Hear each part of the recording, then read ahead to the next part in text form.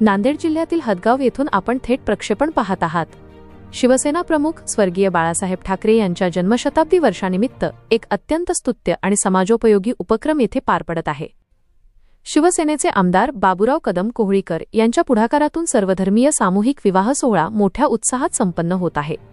गरीब आणि आर्थिकदृष्ट्या दुर्बल कुटुंबांसाठी हा उपक्रम म्हणजे एक मोठा आधार ठरत आहे।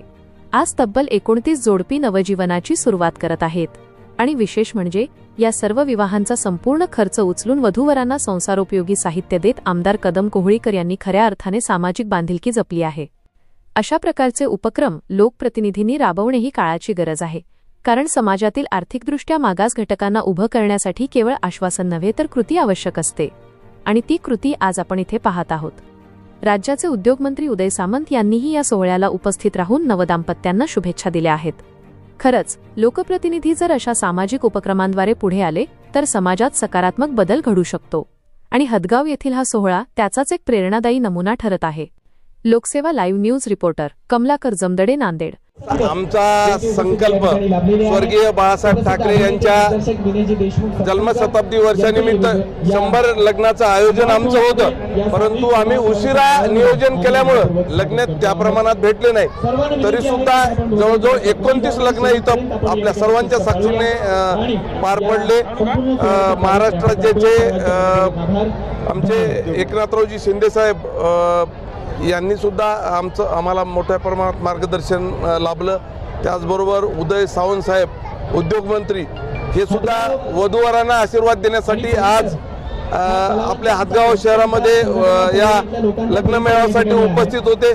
त्यांचं सुद्धा मनापासून अभिनंदन। व आमचे प्रकाश महाराज मेटकर, आमचे दत्तबर्डीचे बापू, त्याचबरोबर योगीराज बापू, त्याचबरोबर व्यंकटस्वामी महाराज, अशी बरीच महंत मंडळी, एकूण 29 लग्न समारंभ या मेळाव्यात पार पडलेले आहेत।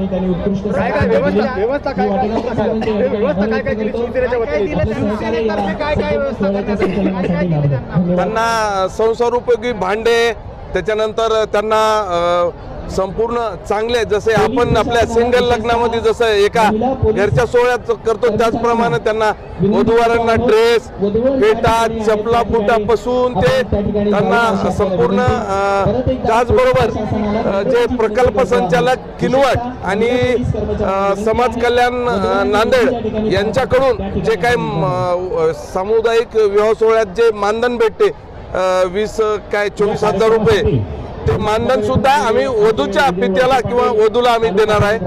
खेडमध्ये मुख्यमंत्र्यांनी MIDC ला परवानगी दिलेली आहे, मंजूर केली MIDC।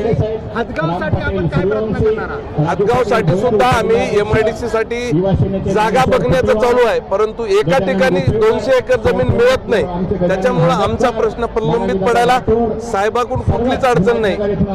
फक्त शेतकरी अशी 200 एकर जमीन एका ठिकाणी मिळत नाही। आमचा शोध चालू आहे। निश्चितच ज्यावेळेस आम्हाला जमीन मिळेल त्यावेळेस एका दिवसात MIDC ची मंजुरी आम्ही उदयजी सामंत साहेब यांच्याकडून घेऊ।